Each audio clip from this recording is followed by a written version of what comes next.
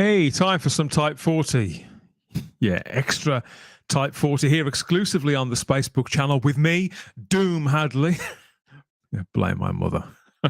Birmingham's king of the geeks, and this is Type 40 Extra. It's your after show, but also a before show, and it's an in-between show too, as we scroll the view screen across the Whooniverse, checking the fixed points and the not so much off or on screen. Up to the minute Whooniverse news for the anniversary year with myself and my panel.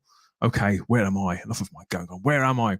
Here I am. Hello, everybody. Yes, what a weekend, eh? I hope you had a good one. I was recovering.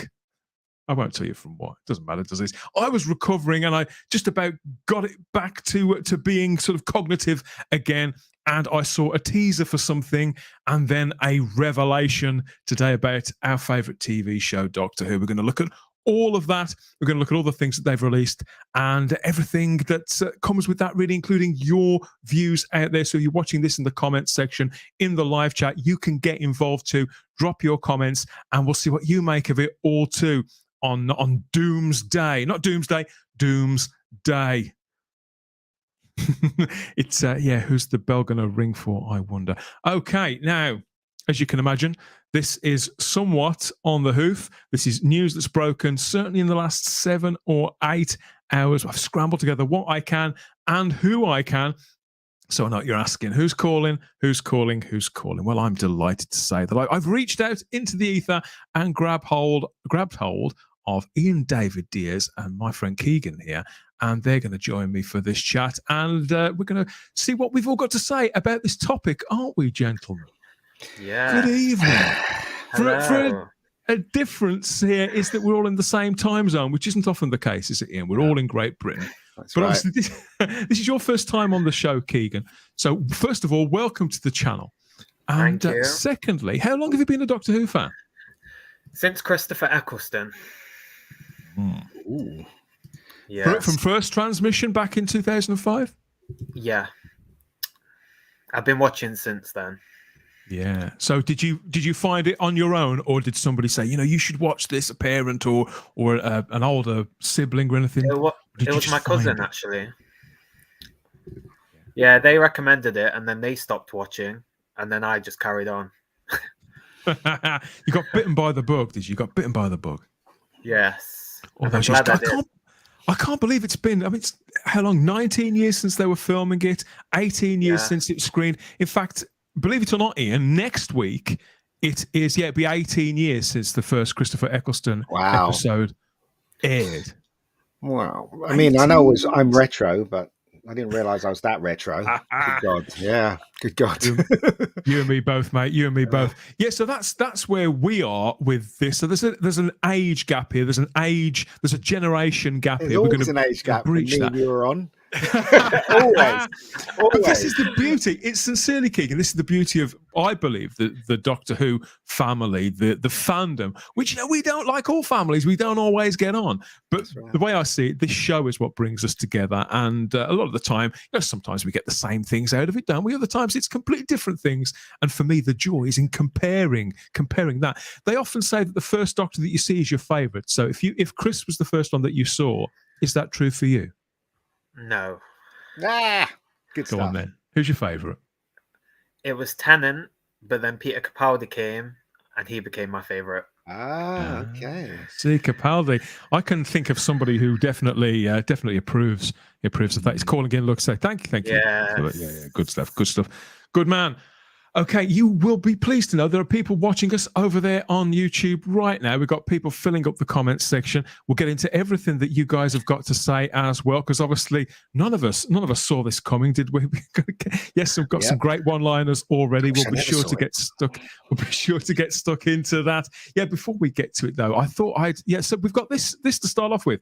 So we're gonna, rather than having a console room, we've got this. So this is a nice scene here. This is in Warmly waiting room at Bristol and Bath railway path, and this is a real-life TARDIS that you can find there, which they've turned into a toilet. So obviously, we're about to hit, I don't know if you guys have noticed, but we're about to hit British springtime. So if you're anything like me, Keegan, you'll be thinking about where you can go, get out and about, get some fresh air. So here's a destination, a go-to destination. Not only you can take in the garden, maybe enjoy a cup of tea and a slice of cake, that kind of thing, but you can also drop off some cargo in the old girl there on the right. I hope it's got some air in there. Because if you do let a big one go, you'll be in trouble when the next person goes in there. Well, those windows, I think the windows are closed. Look, I think they'd open. I hope they open. I'm not sure about this. There's plenty of there's plenty of accoutrements there. There's got to be some sort of ventilation going on, hasn't there? Yeah. There's a little step there. Yeah. So I think that could be. Yeah, I'll definitely put that on my list of places that I must visit. The discerning guide to public lavatories. So if you have been out there, people on YouTube, if you have been to Warmly Waiting Room here and have tested out these facilities, let us know, please, in the comments section, or get in touch with us through our social media, Instagram and Twitter at Type40 Doctor Who. That's the kind of classy show we are. Yeah. Yeah, so from one toilet to something else. Okay, so so here we are, Keegan. How excited are you about the 60th anniversary then, Keegan? So you've been into this show for, it sounds like, most of your life, and here we are in 2023, this monumental year, and we know so little, but it's going to start dripping out now, isn't it? What are you looking forward to most? Is it the specials that are coming later on in the year with Tennant and Catherine Tate back? Or is it the stuff that's coming with Ncuti Gatwa next year? Have you got a preference? Both. Honestly, both. But I'm just excited to get that feeling again of Doctor Who. I've not had that for a long time. Anticipation kind of feeling? Yeah. To be honest, I didn't enjoy... The buzz when the title music starts and the music starts to roll. Go on, sorry, you were saying? I interrupted you. I wasn't the biggest fan of the previous era. To be honest. What a surprise. Unfortunately, it didn't feel like it was for me.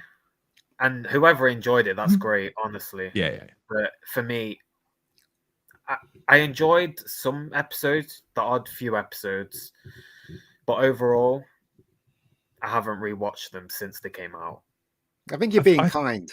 I think that's the word you're looking for is rubbish. Absolute nonsense. That's what you're looking for. Right there. The truth of the matter is, Ian, that's part of the taste test, isn't it? Yeah. You know, if you haven't been tempted to go back and rewatch something, or if you can't, or if you look back and you think, have I seen that one, and you can't quite remember what happened, then that means that something's not connected somewhere, doesn't it? Yeah, but look, it was rubbish. You know, I only saw the first season. That was enough for me. I mean, once they started introducing the pitting and all that nonsense, and then changing the Doctor's history and all that, I was out. I was completely out. So my fingers crossed for what's going to happen in the future. You know. So anyway, so you're of the same. I mean, I'm of the mind, Keegan, that things really can only get better. Yeah, it can't get worse. You want to bet? Well, I really hope it doesn't get worse. So do I. But there you go. Yeah, that's it. Keep the faith, keep the flame burning, and who knows where we'll be in November, let alone this time next year is when I think we're going to get to see when we're going to get to see Ncuti Gatwa. Like I've never seen Ncuti Gatwa act. I don't know what he's like. Are you aware of his work? Have you seen Sex Education and those kind of shows? Do you know much about him? Yeah, I've watched Sex Education. If not, he's one of the top actors in that show, for me anyway. The material he's given, man, he kills it every time. But you believe that we have faith in him. If we choose to place it, it will be well placed. I want to say yes, but a lot of people said that about Jodie, and then the season aired and it didn't go well. Yeah. But I do have high hopes. RTD's writing it, so there's a bit more. There's history there. And he's still a class act, isn't he, Russell T Davies? Nolly aired a few weeks ago on ITVX. It was fantastic. He's a man, I believe his judgment is next to faultless. That being said, he does seem to have signed off on what we're going to be talking about on this edition of the show. So we've got some people watching here in the live chat. and we'll get to your messages in a short while, I promise. So let's not bury the lead any longer. We are talking about this. So Doctor Who Doomsday, this impressive graphic there with a little clock in the O. Not the 60th anniversary version of the diamond logo there. It's the standard blue one, which is a little surprising given how this is billed. So it says BBC Studios is excited to announce Doomsday, a brand new multi-platform story. These are the exact words in the press release, to celebrate Doctor Who's 60th anniversary year. Now, yesterday I saw this teased. I don't know if you guys saw this. I've got the video here, and I got Keegan. I got quite excited about this, not least of all because I thought the graphic was pretty funky, but because I thought it looked quite strange. It looked promising. The timing seems right because we haven't really heard anything since Christmas, have we? We had that big trailer at Christmas. Do you remember, Ian, on Christmas Day? And it's been pretty much dead since then. The fandom's been living on fumes. And then we get this. You think, okay, counting down to something, to what? And it's a great teaser. It is a nice teaser, isn't it? But I think that when you follow the social media accounts, Keegan, on Twitter and Instagram and that kind of thing, there's a lot of I don't want to say false hype because a lot of these projects please somebody, but I've come to the conclusion that lately, with Big Finish in the equation as well, there's a lot of hyperbole for things. They talk things up as being a big event that only end up appealing to quite a small number of people. So my response to this was quite muted. I thought, well, should I get excited about this? I was asking myself, could this be something worth watching out for and following? Do you know where I'm coming from? How permanently excited can we expect to be? From what they showed today, I don't care. They've not given me a reason to care. I thought it was a familiar face, but they've introduced someone completely new. With half a glasses. Yeah, and yeah. It's all about. So yeah, Doctor Who Doomsday, and it's we've got all the information here. We've got this logo, which I say looks nice enough if you like that kind of thing. But we have a trailer, a full trailer. In fact, should we have a look at that as well? I'm sorry to put you through this again, gentlemen, but this is the actual trailer that we got today. So this was the first look that we got at any of this. Hi, I'm Doom. Blame my mother. I'm the universe's greatest assassin, and in one day I'm going to die. Greatest assassin on the worst green screen I've seen since the adventure game. I can only outrun it for 24 hours. So, the clock's ticking. My vortex manipulator sends me a new target every hour. The Lesser Order of Oberon sends me a lot to choose from, and I'm picking the missions that'll maybe bring me to the Doctor. 24 hours. All of time and space. Will I find the Doctor? Ancient enemies. See, this looks like... Did you ever go to the Doctor Who Experience, Keegan, in Cardiff? I didn't. I was gutted that I didn't go. It'll be better than what's coming. When you go to those, and I gather that the escape rooms are the same. You get played these kind of videos where you go in, and the challenge gets set, and they're always a little like that. They did that last year, I think, at London, if I'm not wrong. The concept is good, but it looks like it's going to be crap. The actual execution looks terrible. If it's all going to be like that, but I don't get this. They say it's a platform thing. So what is it? The story carries on in a comic, in a computer game, in a whatever. Is that what it means? Well, they call it multi-platform, Ian, and multi-platform and multimedia. Now, to me, multi-platform, it speaks more of gaming and that kind of thing. But then again, I'm not a gamer, so you think, well, what do I know? But we've got more information here, and the blurb says that someone has sent literal death after Doom. So we've just met Doom. This is This is Doom. What? And she's played by, so this is a stand-up comedian, comedy sketch artist, Suze Kempner. Now, I've never heard of Suze before. Never seen her. She's a stand-up. Now, it doesn't mention anywhere in this about her being an actress. So she's a singer as well. So she's a singer, and she's got a YouTube channel. There's a couple of podcasts, and there's some sort of cabaret songs and things on there. But it does seem like she's not an actress. So I can understand why they'd book a performer, Keegan, for something that was an interactive event, like we were just describing, if they were going to an experience or something. But it does look like acting will be involved in this, doesn't it? Yeah, I don't get why they've not casted an actor. I don't get why they're doing it in the first place. It's just absolute nonsense, isn't it? So apparently we've got a quote here from Suze Kempner, and she said she's been involved with this since last November, and she's had to keep it all to herself, and she's found it really difficult, which is, sweet in itself. But it says here that, this is Doom. She's playing a character called Doom, and it says someone has sent literal death after Doom, and she can only outrun it for 24 hours. So she's got that set there on a vortex manipulator, but she's got to try and find the Doctor.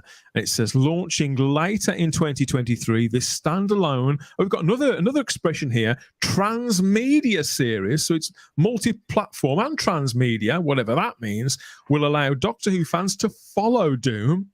So we're not part of it. So it's not online gaming or anything like that, and it's not an interactive thing. So we follow Doom, the universe's greatest assassin, which seems pretty unlikely to me, as she travels through all of space and time in pursuit of the Doctor to save her from the ever-approaching death. So if she's this lethal assassin, she needs the Doctor to get her out of this fix. She's got 24 hours to do so, and she's got the vortex manipulator there to help her to save herself. Hang on. None of this makes sense. To save herself before her fate is sealed. So who's saving who with this? And none of this makes any sense so far. Do you think Alex Kingston was either too busy or too expensive then, Ian? I think she was too old for the part, I reckon. So. Alex turned 60 the other day. I think she looks sensational for 60. Oh, I don't. Seriously, look, this is just rubbish, isn't it? This is it's like a stage play, isn't it? Or school play. It's just nonsense. And also, admit, look at the costume. When I saw this drop, when I saw this drop, Ian, I'll just like Keegan said, I couldn't believe what I was watching. Now after that teaser, I was prepared. I'd stolen myself for disappointment. Little did I imagine that what we would get served was something as amateurish as this, as childish as this, and as flat as this as well. At the moment, we don't have a name of any creative that's involved with this, Ian. So I can't say who's the project. Like there was a similar thing 3 years ago, if you remember, something called Time Lord Victorious, another multi-platform event. And that was launched in 2020. But the person behind that was a guy called James Goss. James Goss is, no matter what you think about Time Lord Victorious, arguably it wasn't a success. But James Goss, who was spearheading it, he is a talented man. He's a good writer. He's written some great stuff for Big Finish. And you can see why they put him on that. It just all got quite bloated quite quickly. And I certainly couldn't keep track of any of this. Did you pick up any of the Time Lord Victorious stuff, Keegan? Did you listen to any of it or read any of it? No. It just didn't interest me at all. There's no point in making this stuff at all. There's no point. I think there is if it's supporting something solid and if people are clear about what it is, Ian. But what they did is they announced like 3 books and 3 audios, and then every week there seemed to be something else, but it didn't go in a linear way. So it was, this fits in between that bit and then that bit, and then to find out how the story ended, you'd got to go to an interactive event which was only being held in London. So. And I think there was a lockdown on at the time, like the second lockdown was on. People couldn't get there. So this has gone down in history as one of Doctor Who's biggest failures, certainly of the 21st century. And you think, would they go back and try it again? It does seem that this is along similar lines. So we've got we've got this new character, Doom, who, like I say, she seemed like a pale version of characters we've had before. As you say, Ian, the costume looks like something you'd pick out of a fancy dress shop. You know, if you're going out to a party somewhere, you know, you see people maybe dressed like this. It doesn't look like a proper costume for a high-end intellectual property, does it? Looks rubbish. Look, the whole thing is rubbish. I mean, they just put it in front of a green screen. They got someone from college to do the graphics in the background as fast as they can. It's very flat. She's not lit very well. They've given her half of glasses, which I don't understand. She's meant to be this, assassin. Yet she looks like my next door neighbor, one of my next door neighbors. Do you know what I mean? She's not cast well. It's just rubbish. The whole thing is just rubbish, and I don't understand why they're doing it. This is not going to help. Nobody's interested in. Well, I can't say that for sure, but I mean, look, she looks terrible. She looks absolutely awful. When you see it up close like this does look like when I was at art college. Yeah. I used to work alongside people who were connected to textiles, and they would experiment with designing their own clothes. And a lot of the stuff that they would pin up on mannequins would look a little like this. Yeah. Mm-hmm. Absolutely, and it's just rubbish.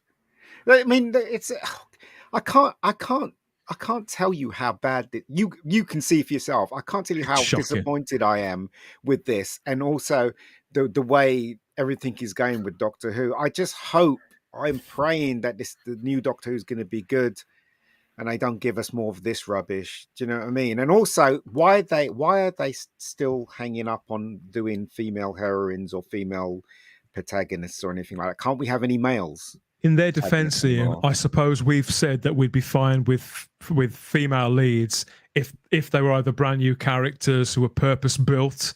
You know, that's something that we've always been clear about. That what we've objected to was the gender swap gimmicks of characters or race swaps, those kind of superficial things. Here they are. At least they've created a brand new character. It's just a pity it seems so thin.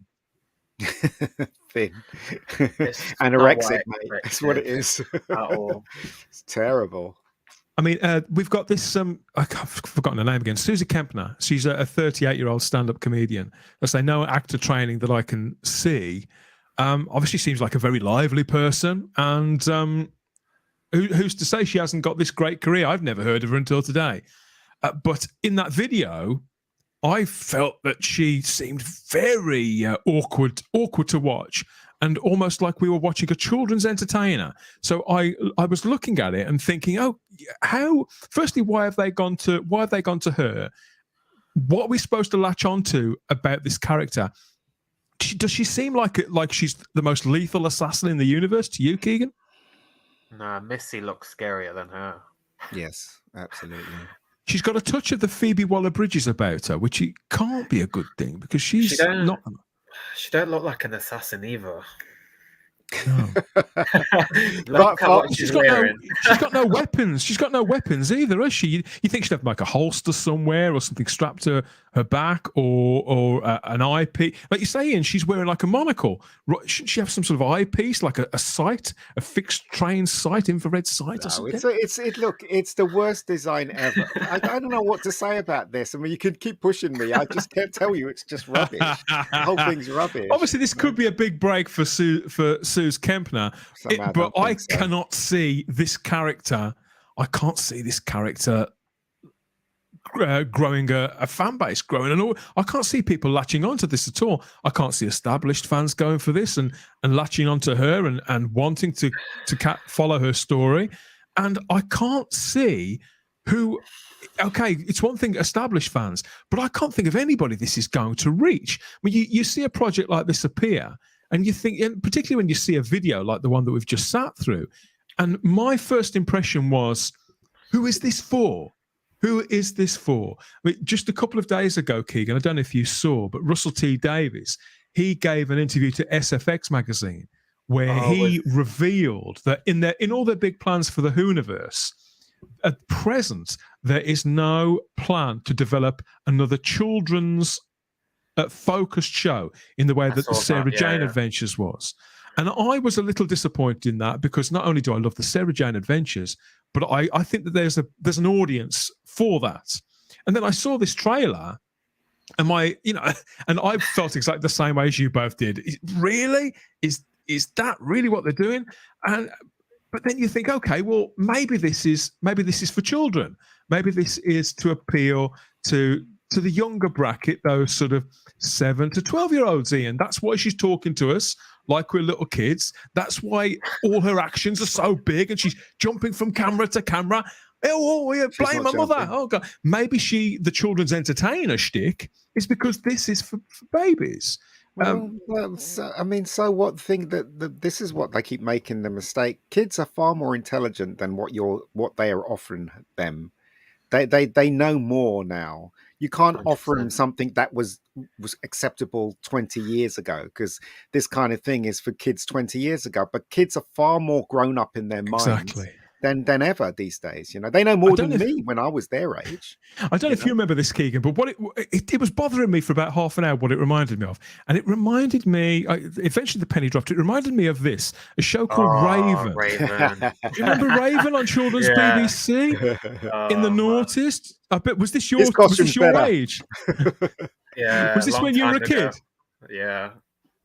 So did you grow up watching this show? I've watched it a long time ago. When did this come out? This started around 2004, 2005, ran till about 2010. Then I think they did a reinvention of it. But you remember, it was all, he was very arch, wasn't he? He's all in jet black. And it was quite, I don't want to use the word camp, but it was quite broad, and he talked directly to the camera. And obviously it would involve these little kids and things like that, which is kind of what you want to see. So I thought, okay, well, maybe this is for the ankle biters. But when you look a little bit deeper, again, into the press blurb, this isn't going to be anything like Raven at all. It seems that they are aiming this at adults, and which means the likes of the three of us and you out there. So we've got a little bit more information here. Let's get it. Let's do a little bit more digging. It does say what all the component parts are going to be to this. So it says that Doomsday will kick off on Doctor Who digital channels later in 2023. And it will be Doom's adventures continue across multiple platforms with an overarching narrative that will play out until a finale on the digital Doctor Who channels. So does that mean there's going to be dramatic content where there could be something filmed, like an actual sort of mini episode of 10 to 15, 20 minutes? Possible? What I've heard is you're paying for this, right? Like what they're putting out, you're paying for it. It does seem to be. I mean, obviously the stuff that's on social media platforms, we won't, the license fee payer won't be paying for that, will they? Because it'll be on probably on Instagram, on Facebook, and streamed to YouTube. What? But the red button doesn't exist anymore, does it? They don't put fresh content onto there. Well, I know Big Finish have put some stuff up, if that's part of it. Yeah, well, this is what they mean about the overarching narrative. So it says here it'll be followed by products, and all these products. So products, obviously, product means it's something we are going to have to buy, and and this comes from licensees, including products from Doctor Who magazine, Titan Comics, Penguin Random House, East Side Games, BBC Audio, and Big Finish. So in Doctor Who magazine, it could be a comic strip, or it could be short stories. Do you remember that they've run a few short stories lately? Titan Comics obviously speaks for itself. Penguin Random House, they put out brand new Doctor Who paperbacks and things, so that could be something like a Find Your Own Adventure book or something like that. I don't know who East Side Games are, whether they make the tabletop games or console games. Is that familiar to you there, Keegan? East Side Games? I've heard of it. We've got people watching on YouTube, so I wonder if any of them know what is East Side Games. And obviously there's BBC Audio. They do the talking books, and they do some proper full cast audios as well, don't they? And then there's Big Finish too. Now, Big Finish are the only component part of that who have actually released information about their product, because they've put it up for pre-order already. Of course they have. Yeah, Eastside Games is console games. Oh, it is console games. Okay. So, again, this could click in somewhere, could all connect. We've got a few comments here on YouTube now. Let's go and see, because obviously we're not feeling this, but this is just us. Maybe the good people watching us on YouTube, maybe they are teased. Maybe they are tantalized. Should we go and find out? Maybe.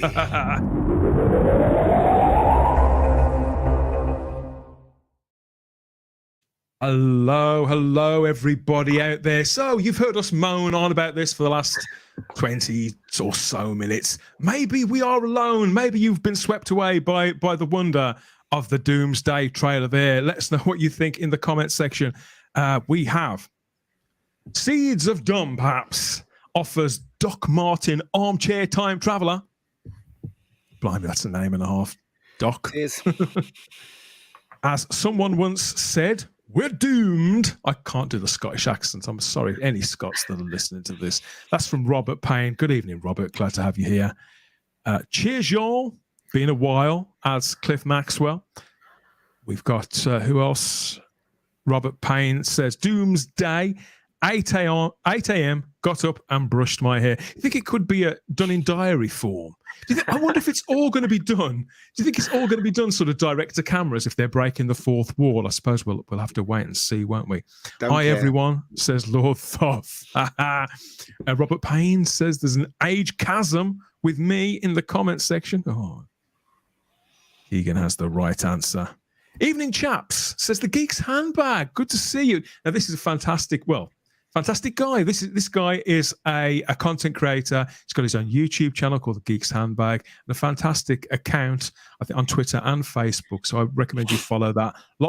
This guy, that handbag must be huge, because the amount of merchandise he fits into it is untrue. And he's also one half of the Big Blue Box podcast. Yeah, that's the Geeks Handbag. Go and find him on YouTube. Good to have you here, Adam. All there. Robert Payne says, I guess Doctor Who couldn't get Zoe Lyons. Who's Zoe Lyons, Ian? Don't know. No idea. We do have, we've got some information about, I've been and looked up Susie Kempner. Like I say, she seems nice enough. I've also been able to find out a little bit about that costume as well. I've been able to find out who designed it and how much they were paid. So that's coming up in a little moment. That's information I haven't seen anywhere else yet. People are talking about the first Doctor they saw here, and about that Doctor Who toilet. It's bog out on the inside. Gary Browser says it's got Vortex air freshener. They don't still make Vortex, do they? Think so. I think they still do it. Dear, oh dear. It could do. Makes your toilet smell nice. It's the TARDIS. Yeah. Good one.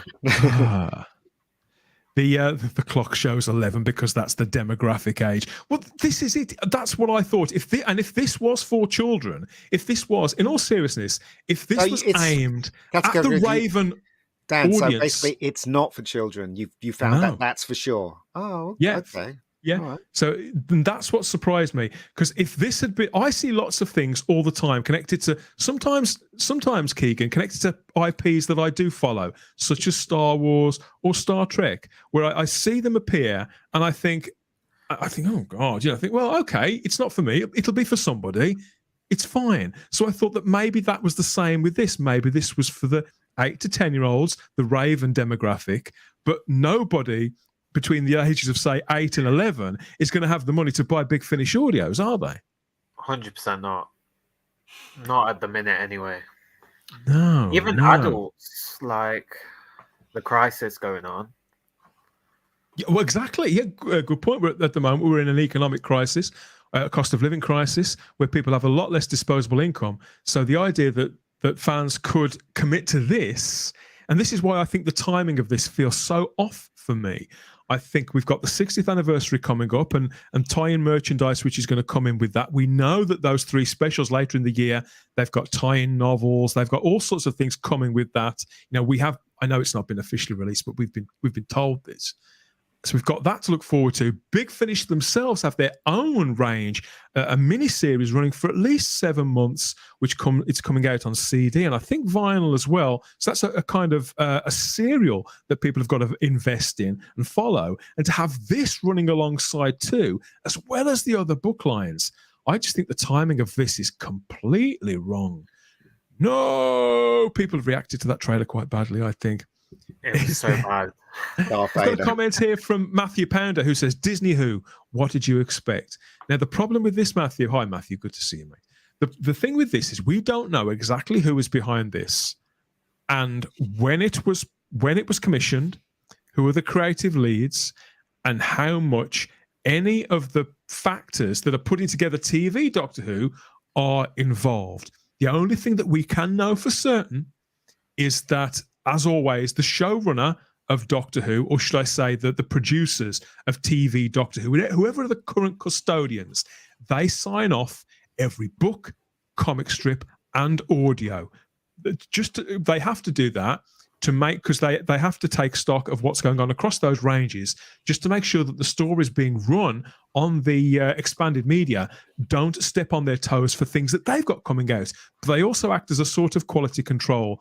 Russell is pretty protective of this brand, so they will have signed this off. But who is actually producing it?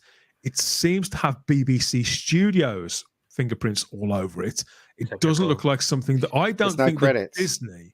At the moment, they're exactly in. We do not know. We can't say this is anything to do with Disney whatsoever, or Bad Wolf themselves. All we know is that it has come across Russell T Davies' desk. Whether he had the ability to say yes or no to it being actually published or not, that's impossible for us to say. But obviously he or Julie Gardner or somebody will have signed it off. Okay, yeah, put it out there. This doesn't conflict with what we're doing, which does imply a confidence in it. So whilst I'm not disagreeing with you that it doesn't bode well, I don't want to put this down to Disney. I don't want to get stuck down that rabbit hole. I don't want to draw unfair conclusions just yet. Yeah, the adventure game was certainly better than this, Robert Payne. And Cliff Maxwell says, this all seems deliberately half-baked and amateurish. Deliberately, Ian? They wouldn't do something like this deliberately to us. Well, here's hoping it's something extremely clever and we're all going, this is really bad, and then suddenly the real thing happens and this woman is watching this really crappy TV show on, and it pulls out and he's watching this TV and that's what's on the TV, and then it's this real deal thing where she's running away from an assassin. Now that would be really clever, getting us going and stuff like that, but somehow I don't think that's what's going to happen. So Archer Collin here says 24 hours in, maybe she'd be better off looking for Jack Bauer. Yeah, exactly. Yeah, I don't know. It really doesn't look good, and it's really bad. No, it doesn't bode well at all. They've literally just stuck her in front of a green screen and told her to just read the lines, because there's no real emotion in it at all, and she can't act. You can tell she can't act, so it's just not good, is it? It's not good. No. You can tell she's not an actress. I feel, no. Keegan. You can tell she's a performer. That's why I initially thought this was for children. I feel like they're trying to fill the gap to the 60th, so they're randomly just doing this. That's horrible, though, if that's true. I feel like that is, because they're not going to give us any TV content till November anyway. This is just a gap filler. We did hear here on Type 40 and Type 40 Live that more was coming, that a lot more was coming than we knew about, and it wasn't just going to be, and that it wasn't just going to be the 3 TV specials. And now, obviously, I'm quaking in my boots, thinking, oh my God, is this what they meant? Was this really it? Because obviously my imagination's been, it could be documentaries and conventions and all manner of things. Yeah. If this is it, then I'm going to be really disappointed. I just get the strange feeling that after Tennant has done his stint, I think the Doctor Who people that are in charge of this new Doctor Who, they want to actually distance themselves a lot from New Who and Classic Who. That's the impression I get.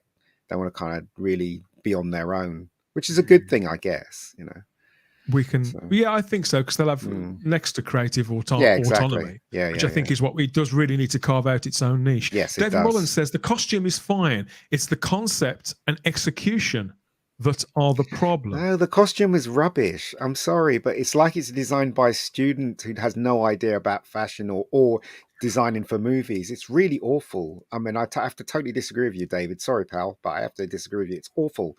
Everything about this is awful, right across the board. Should we find out who they are and go on then. What they've done? So this is who they are.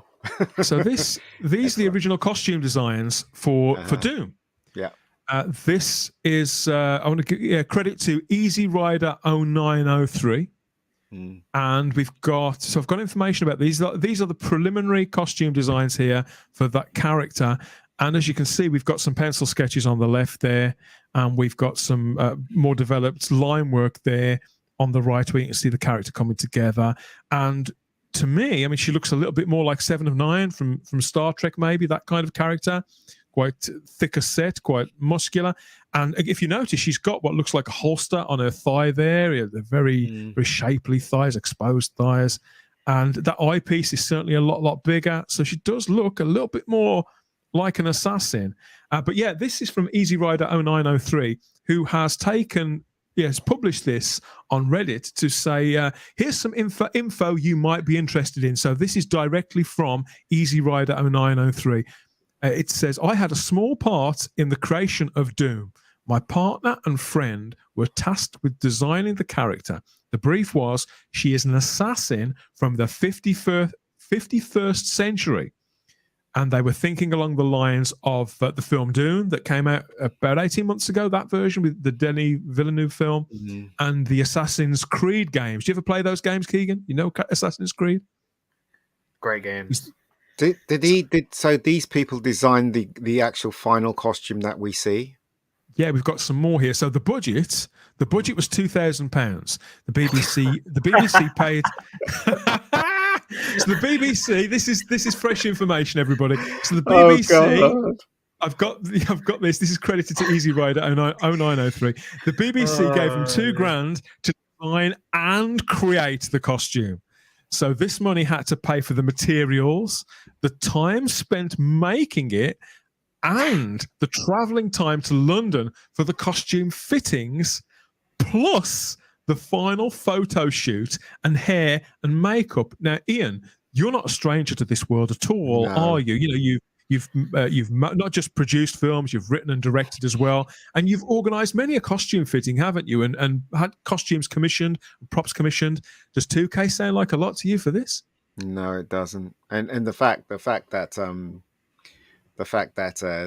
they had to drive it. No, sorry, I'm just not even going to go into detail. It is very, very small.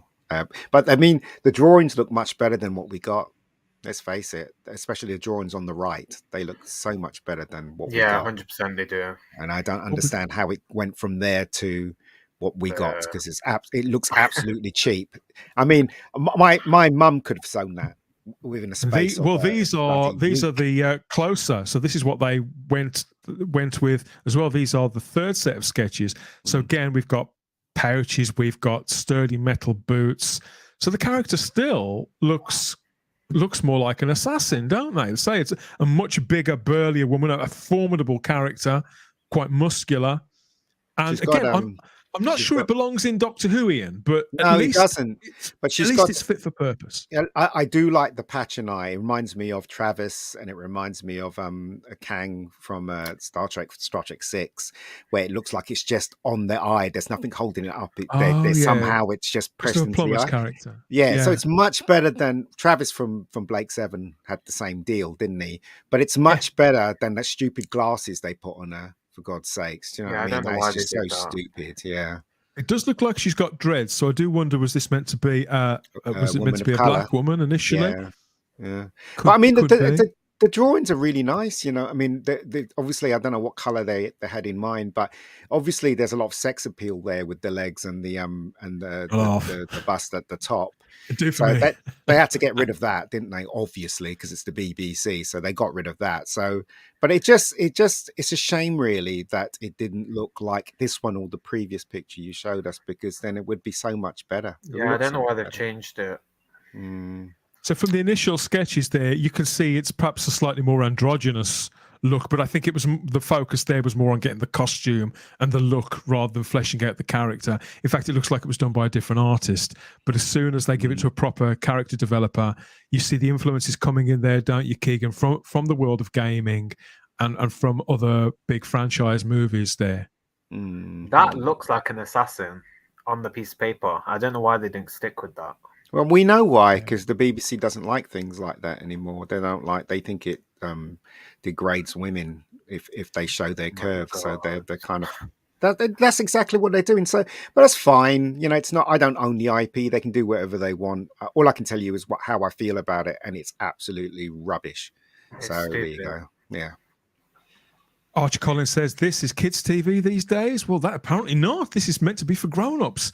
So just to backtrack, we've got information here that the budget on this was £2,000, and that was to design, create the costume, for travelling to and from fittings, the final photo shoot, hair and makeup. And our source goes on to say, so you can imagine the wage after paying out for this was tiny. But they had an awesome time working on a Doctor Who project. They do. I think that they get, this is across the board with Doctor Who products. There are lots of people who work on Doctor Who in various media, expanded media, and official merchandise, that isn't cheap to buy. There are people who work on all those ranges that do it for a very cheap rate, simply because they love the show so much. And I have it on good authority that there's several people who work on a lot of those projects for free, just so they can have that feeling of having worked on Doctor Who. But that's wrong. It's immoral, isn't it, Ian? But £2,000, you could have made a better costume with £2,000 than what they came up with. As Keegan and myself was saying, the drawings are so much better than what we got, and we know why. We know why what we got is the way it is. So. See, didn't the TV series get a big, massive budget? Of course. So why didn't they give budget to this? Because they don't do things and like that's that. That's another reason why I believe that because this looks like something that would come out of that green screen we see the character of Doom on there. That is like something we would have seen on screen in Flux. This seems like a hangover from the Chris Chibnall era. And even if it isn't creatively, budget-wise, it looks like there was no money in it at all. And she didn't move, did she? So she just stood in one spot. Well, she does. And the camera moves. Yeah, the camera moves. She just moves slightly, but she's still in one spot, though. So the camera moves. And they give her a different background depending on where they are. But it just looks awful. She's flat. There's nothing light in there, so they can give kind of like a three-dimensional shape, so she can meld into the background. There's nothing. It's bad. It's really bad. Nothing at all. Our concluding information here from the source says that they were asked to take the original designs and give them that comic style makeover.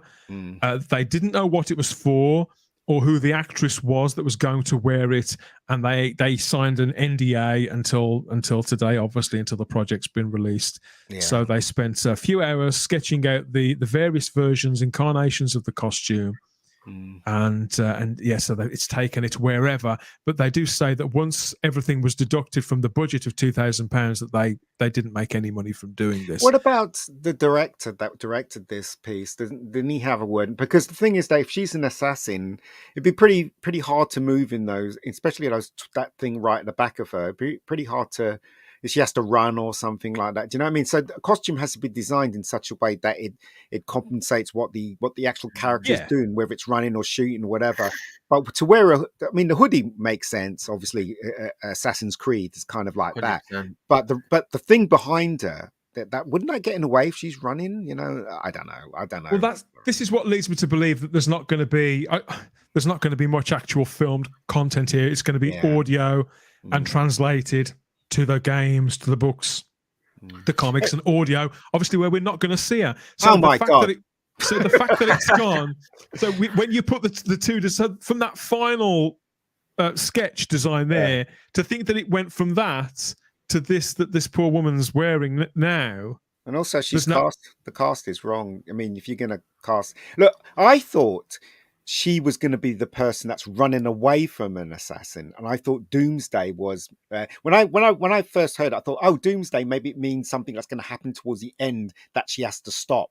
An assassin is trying to stop her, but it turns out she's the assassin, right? Totally. And it's just like, what? Do you know what I mean? It's like, what? You're an assassin, and someone called Doomsday, who's another assassin, is trying to kill you. But which doctor? Yeah, I don't know, mate. Go on, Keegan? Which doctor is involved in this? Who knows? There was a TARDIS flying in the background. Maybe it's Jodie. Well, in the trailer, good God, imagine. Please, if you say her name 3 times, I'm worried that she's going to appear. But if you notice in the trailer, the character of Doom says, "I'm going to find the Doctor wherever they are." So do they mean they as in plural, or do they mean they as in they them and all that jazz? You know, I'd hate to think.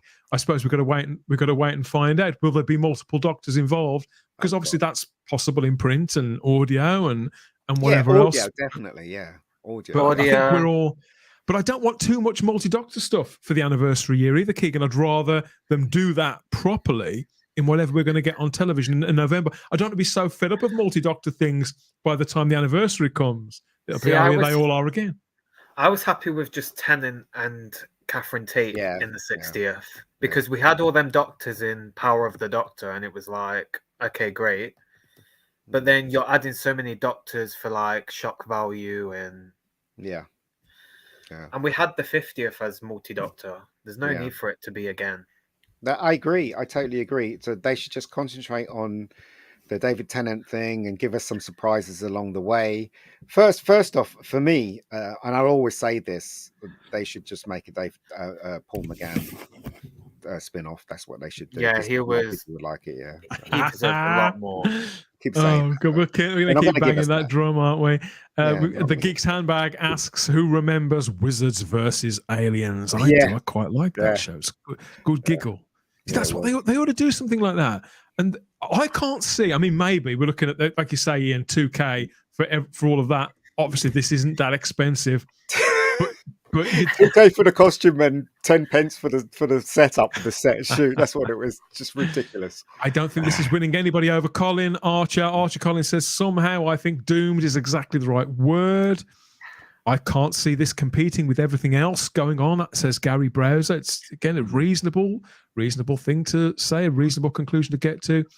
Is she meant to be in the 60th anniversary specials? Asks JFO. I think that is incredibly unlikely, wouldn't you, Keegan? Go, you too?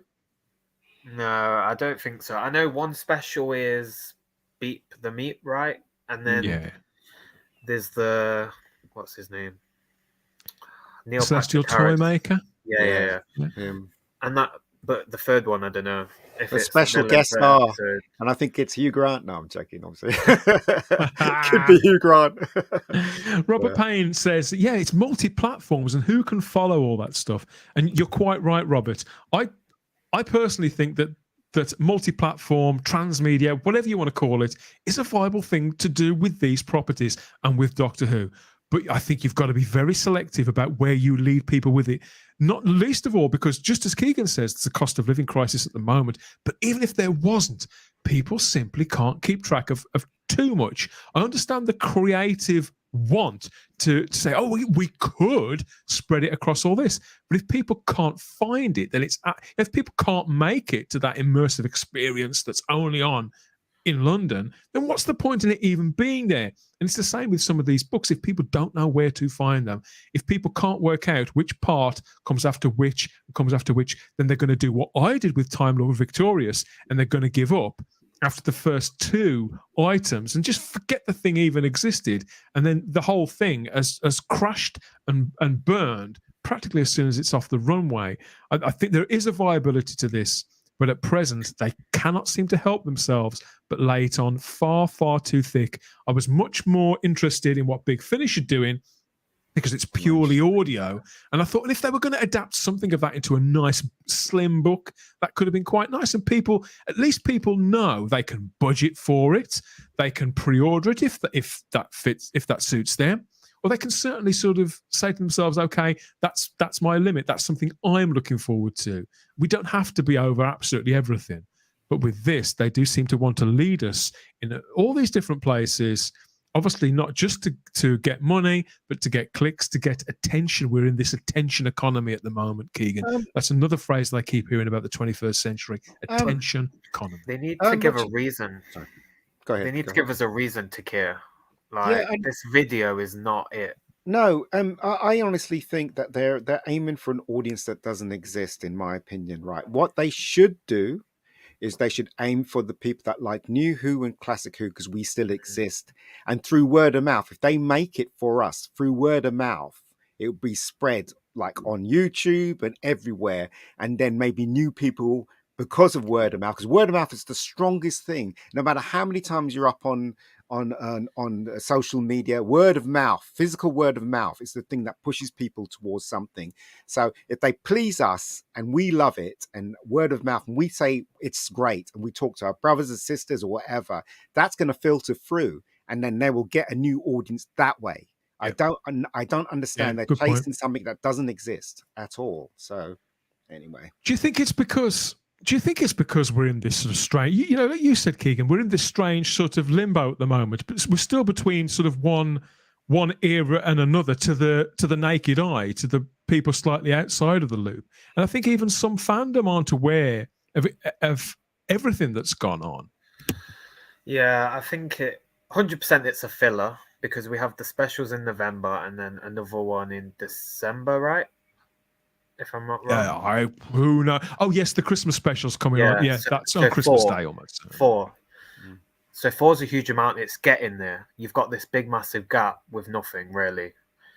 And I think David it's just Mullen, fill it. Yeah, I agree with you completely. Not just in that term either. David Mullen mentions here, I wasn't aware Titan was still making Doctor Who books. Neither was I. Their license must be up really soon, because they barely put out any comics at the moment. So I can't imagine what they've got to tie into this. As Z3PO says, this is so cringe. I thought it was a remnant of the Chibnall era. Tony L says the trailer wasn't the best in the world. The concept sounds a bit confusing. The concept sound, in my opinion. You said I think the concept is a good concept. Someone being chased by an assassin, I thought, and that person that's being chased has to find a doctor to stop it. That sounds like a good concept, but it looks like it's just rubbish. You know, it's half-assed. Yeah, exactly. So, Tony goes on to finish there. I'm looking forward to seeing what happens. That's great. I'm glad. Yeah, it is nice that somebody's. Yes, I guess somebody. That's good. You know, I mean, that's someone. I said that about the Jodie era too. If you enjoyed it and that was your taste, that's fine. Yeah. But for me, it wasn't. Yeah. It does. That's when people get upset, don't they? When you say exactly. It's full of Garbage mentions in the chat there that we've got all this speculation about spin-offs. And just when all that is in the air, where people generally speaking are quite excited about the prospects. But people out there are quite excited for the prospects of what they're calling the Whoniverse, about multiple projects. And so whilst people are kind of feasting on that and playing with it in their imaginations, the BBC drops this stinker on us. Could the timing be any worse? If you want more talk about spin-offs and the possible unit spin-off, don't miss Type 40 live this Thursday from 8 p.m. here on the Spacebook channel. Some more on that coming up later on. Classic 80s Fanboy says, I thought the BBC tried this before with Time Lord Victorious, and that flopped too. Yeah, we talked about that a little earlier on, and you're right. It was an absolute disaster. The parts to it came out completely out of order. Nobody went to see the live conclusion of it. Cliff Maxwell says, I think it's deliberately meant to look like crap. Suppose they haven't wasted much money. I think it's a reach, but yeah. At the timescale says, good morning from Japan. Good morning. We'll be having a nice break, and the weather's nice over there. Yeah, good to hear from you, mate. Do the BBC think anyone looked at this and thought, yes, This is the next big thing, asks Garbage. What's sad is I think they did. The BBC, 100%. Yeah. They still seem pretty clueless, don't they? Still seem pretty clueless. Why has no one put their name to this? Asks Garbage. Well, okay, let's... Well, yeah, we do not have a single creative name attached to this yet. All we do have is this. So we've got a little bit of information, and they're always the first with something to pre-order, aren't they, over at Big Finish? So they've got this. You can order this right now, and it says Doctor Who Doomsday is available as a collector's edition CD box set plus download for $29.99. Like you said, what? Keegan, that's not pocket money. You're not going to get many people saving up their paper round money to buy this. And hold on, but what are you getting though, Dan? What are you getting for that money? Because it's not clear what you're getting. It's not clear at all.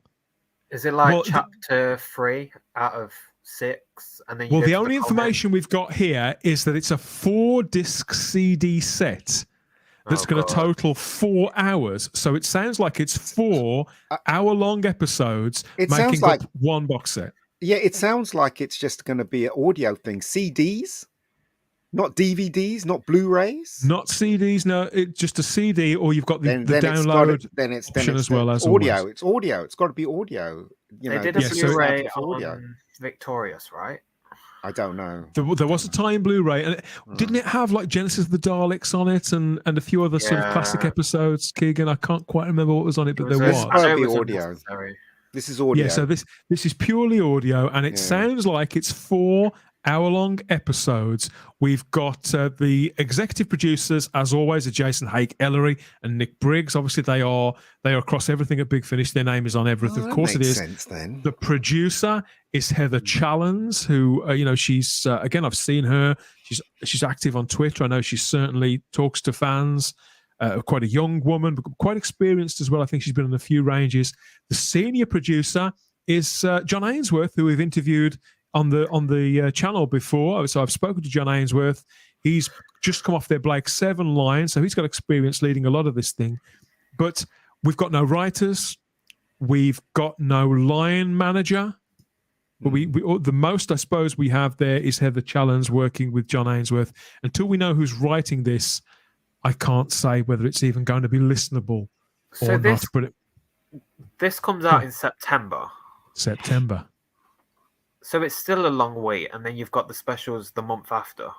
Yeah, this is audio. Oh my God. Well, this is an audio thing, and it explains why the advert's so bad. The trailer's so bad. This is the audio, but all they say is it's going to be a transmedia multi-platform. We don't know whether it's leading up to this. Which part of say if there's 8 parts to this, whether this is chunk 5 of the full, we just don't know. They haven't said anything, but obviously it's up for pre-order already because this is how Big Finish work. You can pre-order stuff from Big Finish that's not out for 2 years. So something that's not out for 6 months is nothing to these people.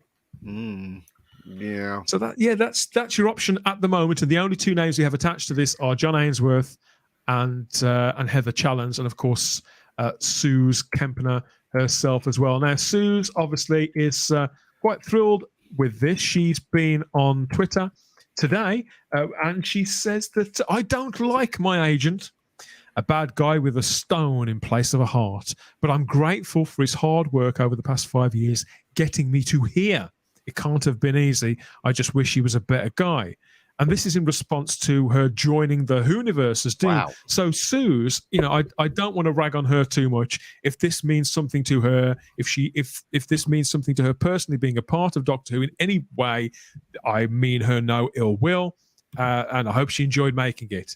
But obviously, we are the people who are expected to pay hard-earned money in a cost of living crisis. We're supposed to pay money for this stuff. And one of her friends tweeted back at her, said, wow, I don't watch Doctor Who very often, but I'll definitely watch this. Congratulations. This is gloriously campy.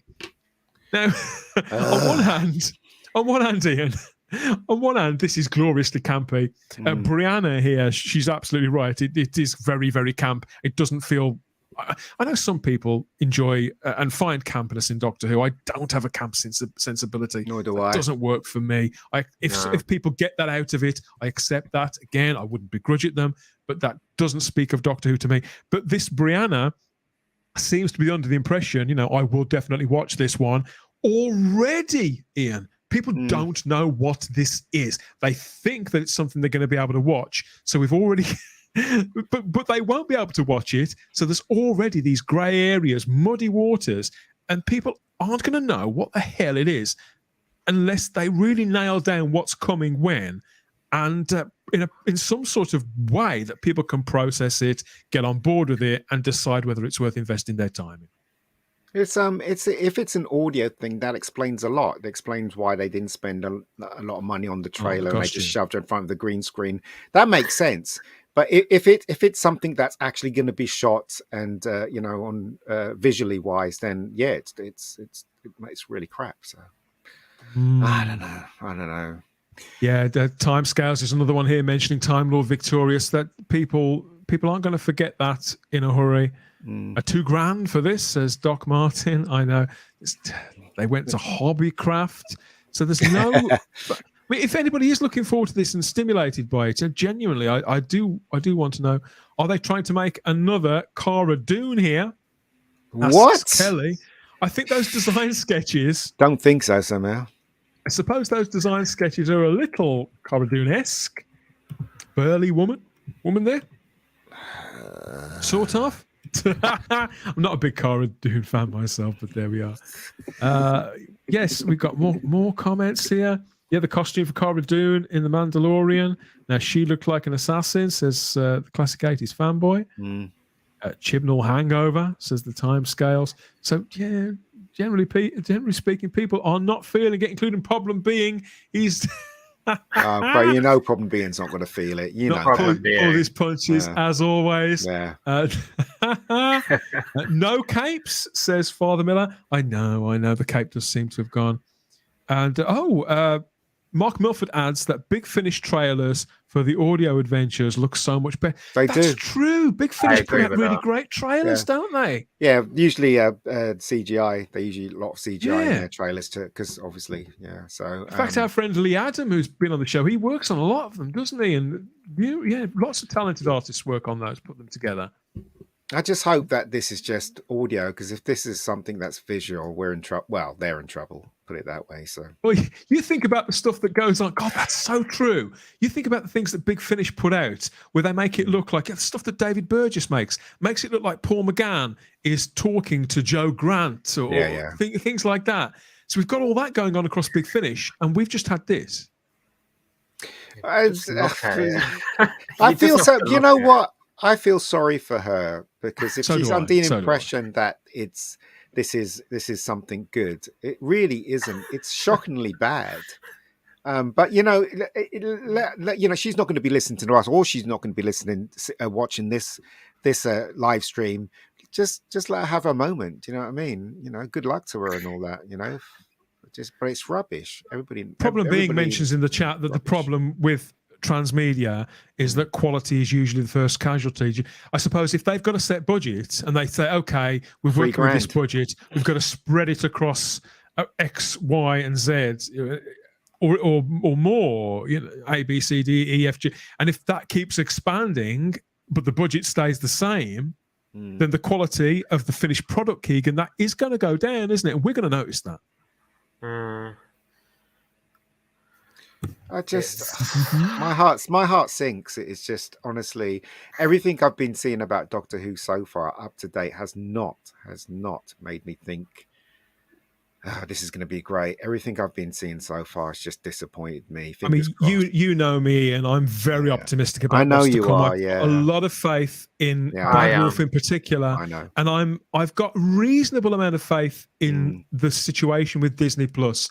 I know they've got some creative involvement, but I trust Bad Wolf to make sure the boundaries are observed. More to the point, I trust Julie Gardner and Phil Collinson. Fingers crossed. Even when Russell T Davies himself, we know that Russell can sometimes get lost in a concept, and we know that he's very much signed up to a particular set of ideologies. But he has Julie Gardner, he has Phil Collinson, and other people that he's working with who can temper him and make sure that those scripts are still on point and fit for purpose. But then they go and show us something like this, and we have got a quote. We've got a quote from Russell T Davies. Where's that? So Russell has spoken because he's the current godfather of Doctor Who, and so when something like this comes out, we're in trouble. People. No, but it's understandable that when something like this comes out, he's going to somebody support, sat there. If somebody's of course. If somebody sat there at the top of the tree, who is, for all intents and purposes, Mr. Doctor Who, it's understandable they're going to have a quote from him, and we do have from Russell T Davies as part of the press blurb. He said, "Doomsday is a huge new adventure for the whole Doctor Who universe, starring the brilliant and hilarious Suze Kempner as an intergalactic assassin. Her adventures will span comics, audio, a novel, it's just one novel, video games, stories, and more, expanding the world of Doctor Who into brand new territories. Beware the Doomsday, it's coming for us all." So, it's the typical Russell T Davies. It's a typical Russell T Davies speech, and he offered with spirit. What else is he going to say? If she's hilarious, I'll take your word for it. I won't be booking tickets to see her anytime soon. But I just find it interesting that Russell says there it's expanding the world of Doctor Who into new territories. When we've had Doctor Who, and he knows this just as much as we do. Comics, audio, novels, even video games, none of that is new to Doctor Who. And so this does seem like hyperbole that people are going to see through right away. Doesn't fill me with confidence at all. Not at all. No. We've got a quote from Suze Kempner herself as well, and she says, "To be part of the Doctor Who universe, a British institution up there with cups of tea and James Bond, is surreal and amazing. I love everything about Doom, and I can't believe I get to travel across time and space with her." Again, I wish her well. I'm happy if she's happy. That's great. But... yeah, I don't want to be a bastard about it, but again, somebody's going to have to buy this stuff, and which rate is it going to come out at? What's coming first? That's what I think we all want to know. Let us know what you think of all of it in the comments section. What are you going to buy, if anything, from this? If you're into the audio and there's got to be some Big Finish completists left in the world out there. Are you going to be pre-ordering this? Are you looking forward to the comics? Are you going to try that novel? Are you going to be tentative about what you buy? Because Keegan's right. We are at the minute in a cost of living crisis, and there should be, hopefully, some much more exciting merchandise to come later in this anniversary year. There's some more comments here. We've got nobody's enthusiastic. It's embarrassing, and ad's problem being... Darren Bradley, hi Darren, says, whose idea was it to pitch her character as a patronising kids TV presenter? 24 bits of media for Doomsday, hundreds of pounds required to commit, at least sell it like you take it seriously, or who will buy in? This is it. If they, and this is the thing, that's why they have to get a quote like that from Russell T Davies. If they don't believe in their product, how can we? And every product, from this moment on, every product affects this brand. Everything that's got any version of this diamond logo across it now affects this brand. And even though we don't know precisely who's involved in this, either the various production arms, the Disneys, the Sonys, the Bad Wolf, we don't know. It's not unreasonable for people like Matthew in the chat earlier on to assume that everybody is all in on this. That's not unreasonable at all. And they're playing with fire if they're going to start blurring lines, because it does feel, I agree with you completely, Lee, it does feel dumbed down. I think traditionally this brand has given good stuff to children. In my view, Sarah Jane Adventures is still the best Doctor Who spin-off that's ever been made, and I count some episodes of that as good as Doctor Who itself, Keegan. It didn't talk down to children. Just like Ian was saying, you've got to give children good stuff, haven't you? Yeah, and that show wasn't even a big budget. No. It really wasn't. No, it wasn't. No, you said it, yeah. But no, I mean... Sorry, go ahead. If you look at how much Series 11, 12, how much money was spent on those episodes and compare it to Sarah Jane Adventures when we could have. Much money wasted. Yeah, they spent the money because but they weren't. They were trying to prove a point. The BBC was trying to prove a point. That's why they spent so much money on it, because of this stupid. I call it a religion. They were trying to push it. Yeah, they were trying to push it, and the people that they hired didn't know about 3-act structure and writing scripts. It was all just a complete waste of everyone's time, and they wasted so much money on it. So. Looks like they're trying to do the same with this. I mean, I'm going to go out on a level here and say she is completely wrong. This is completely wrong casting for this type of character. She doesn't look like an assassin at all. She really doesn't. In fact, in one of those pictures, she looks like an old granny for some reason. Maybe it's the glasses that. I think it's the glasses. So it's the glasses that makes her look like an old granny, and that's not a good look for any kind of actress that's trying to make it through. And that's why I don't believe that Bad Wolf are involved in this, because I don't think that Danny Hargreaves and people like that, and I can't remember the name of the production designer that's on the show now. I think it's back with people who've worked on that before as well. Can't remember the gentleman's name. Yeah, but I can't believe that this would be the best they could do. You know, the fact we've seen it's got a budget of $2,000 there. Whoever put this together is not working for Disney Plus. Is not working for. I think this is a BB. I think this is probably some sort of hangover, if not from the Chibnall era, something that's been crafted in between, and that Russell has kind of been put in a situation where they've got to go say something and got to support, because money could have already changed hands. I'm not sure. I mean, I was amazed that Redacted was coming back for a second season, but again, I think it's a similar story there. And they've put James Goss on it because, again, he's somebody who's a steady pair of hands. And I think if they're committed, if they're committed to put out X amount of that material, so many hours, then it's best to have the most experienced person there on it, somebody who Russell has a bit of faith in, say, okay, this stuff wasn't great before, we're kind of stuck with it, let's make it be the best it can be. We knew that Russell didn't agree with. He won't come out and say, obviously, because he's a professional. We knew he didn't agree with the last iteration of Doctor Who, and he said something similar, didn't he? When it was known that he was going to take over. Yeah, say allegedly. But what I'm saying is that he said something similar, didn't he, about that era, and he's doing the same thing here. So that's a big clue, really. Maybe you're right, Dan. Maybe he has nothing to do with this, and they're contracted to finish this thing. It's possible. So the press release that he gave out didn't say much, but it's also hinting that he's supporting it. Then again, it's Russell T Davies is a big bloke, and he's got some big old balls on him. He will. And this again, I don't agree with everything that Russell T Davies says or does, but I cannot fault him for his integrity. And he supports the people, and he supports the brand, and he takes the heat a lot of the time for things that he hasn't even done.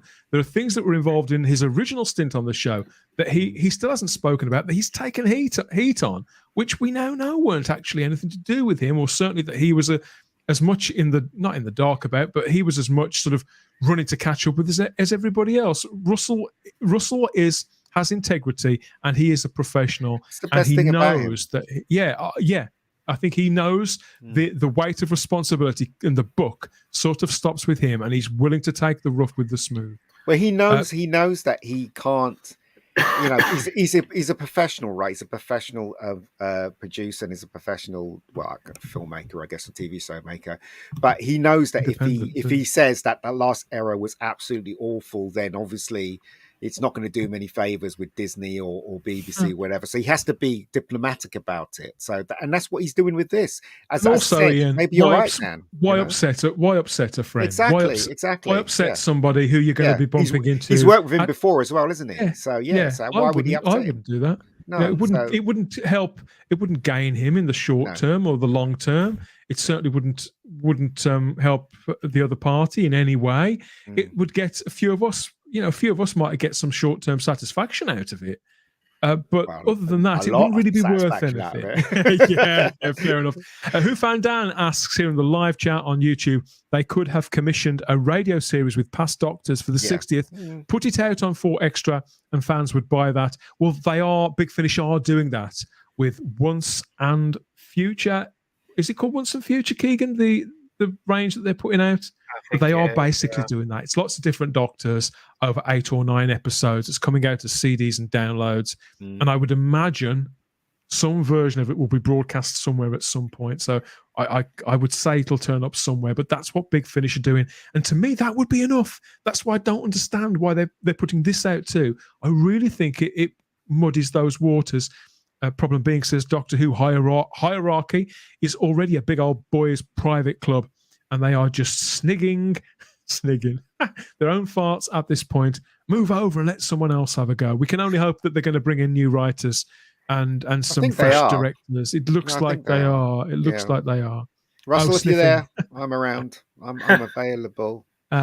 Peter Harrington says she certainly is no deadly assassin. No. And yeah, I think that's probably a good one to close out on. Thank you for all the comments there in the live chat. Anybody who is on board for this, obviously we're going to get to see more of this, I would imagine, sooner rather than later.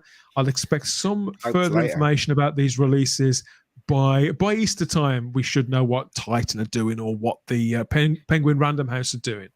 And we'll know whether any of it's worth reading, listening to, picking up, or whatever else. As things stand, I mean, Ian, I know your answer because you don't buy any of the expanded stuff anyway, do you? No. I gather you're out. Keegan, is any of this going to tempt you? Might you sample the book? Are you a big reader, or do you listen to audio generally? What other stuff other than the TV show do you enjoy? None. Good answer. None of it at all. I buy Doctor Who magazine, but that's it. Yeah. Oh, there you go. They'll be in that, because I notice you've got graphic novels and books and stuff behind you on the shelf now, but you don't buy the Penguin books or anything like that. I haven't bought one ever. Yeah. Big Finish. I've never. I'm not a fan of Big Finish. Not bad. No. I mean, I listened to one. Yeah, I've started listening to some of it. My friends have asked me, let me use their account, etc. But it's so hard to get into. Yeah, I mean, a lot of people can. I just find the way they speak is really ridiculous. Oh, I'm going to go down there. Really? It's just like, no, why don't you just speak normally? It's just audio. Well, why are you... Anyway, I don't give a shit. Anyway, carry on. Unless there was a reason for me to buy it. Let's He's saying, let him finish. So this is Doctor Who Doomsday. Heaven knows what's coming when, everybody. I haven't got the faintest idea. All we know for certain is there's something coming, a 4-disc box set from Big Finish in September. Whether there's going to be any more, I don't like using the word cringeworthy, but that trailer was quite agonizing to sit through. I doubt that anybody would argue over that. We can only hope that this is a blip, and that what's to come in the future as Doctor Who moves forward into its brand new, all new era is going to be considerably better than that, gentlemen.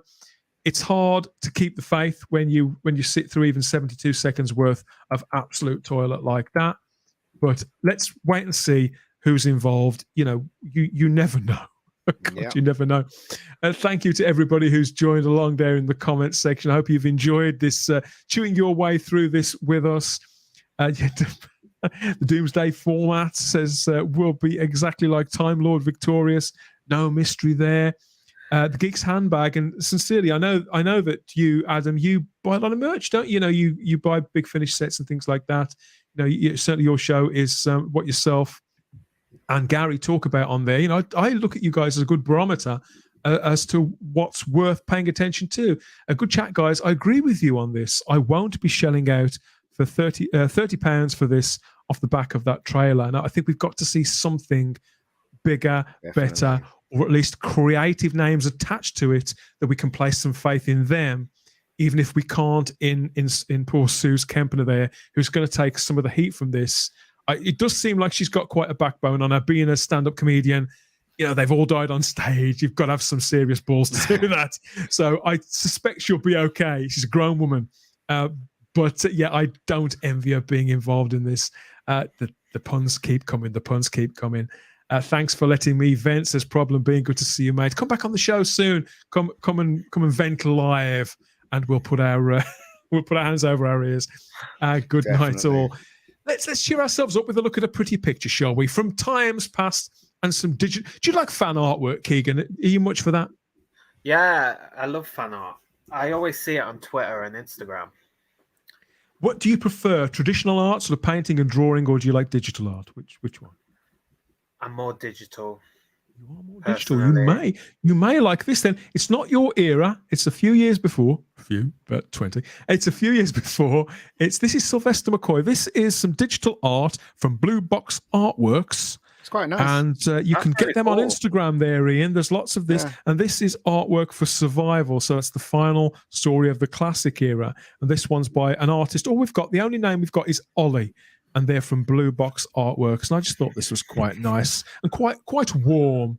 Nice way to end the show there. Is Survival a story you've seen, Keegan? Is that, how do you rate Survival? No, honestly, I don't know anything about it. I haven't even watched Classic Who, to be honest. Haven't you really? Oh, you definitely got to come back on the show, and we'll talk through. We'll give you a little bit of a guide to what we think's worth catching. It just doesn't interest you, or it's just a matter of time. There's too many shows to watch, too many new shows to go back. Yeah, it's time. I 100% want to go and watch it fully. I will watch every single episode. It's just when. And you're a young man. You've got plenty of time to get round to all that, haven't you? Eventually. This is the kind of artwork that you like, though. So that Ollie's put together there. So good job, Ollie. And anything with a cat on, Ian. Do you like cats, Ian? No. They're very sly. They're very sly. They're very sly. If you haven't already, please like the video, subscribe to the channel, check you're still subscribed, because that YouTube does do things like that. We don't know why either. Who would unsubscribe from us?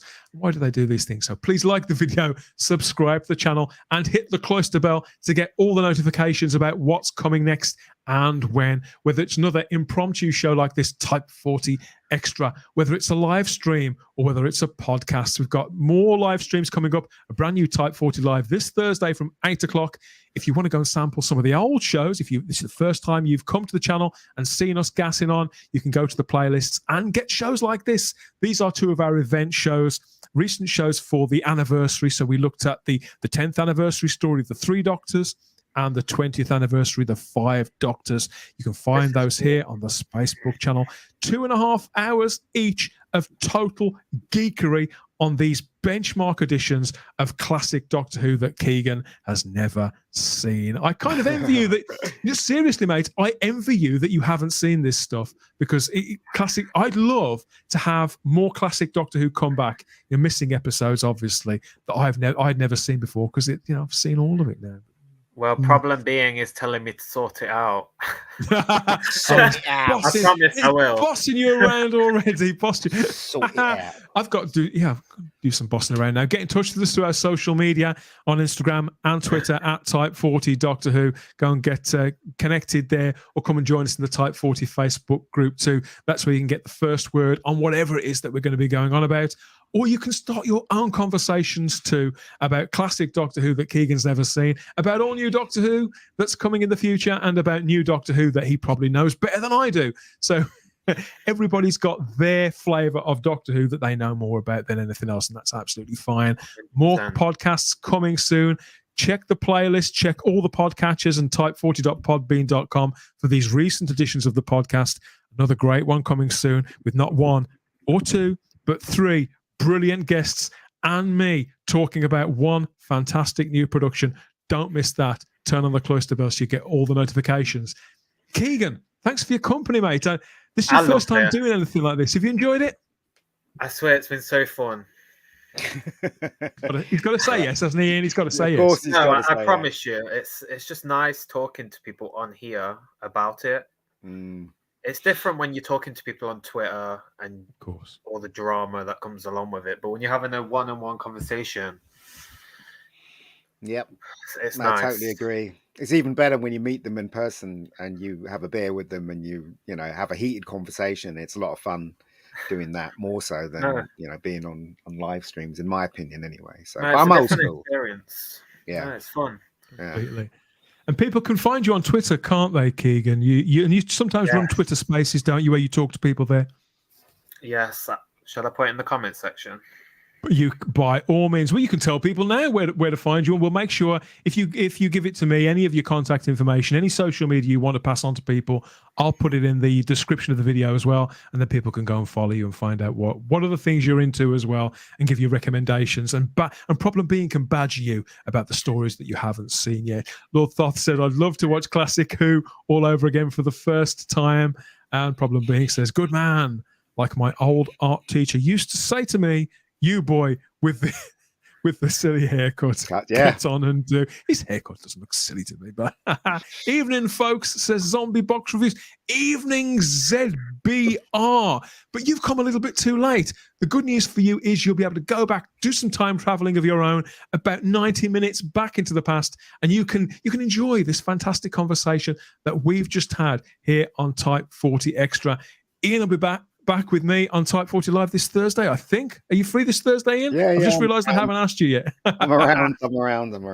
Yeah, so yeah, no, definitely. That's it for this time. Don't miss Type 40 Live coming up soon. More Type 40 Extra to come in due course. But yeah, that's it for this one. Keep watching. Heaven knows what's going to happen with Doomsday. More news when it appears, and we'll give you our takes too. But that's it for now. Take care. We'll speak to you soon. Good night. Bye-bye.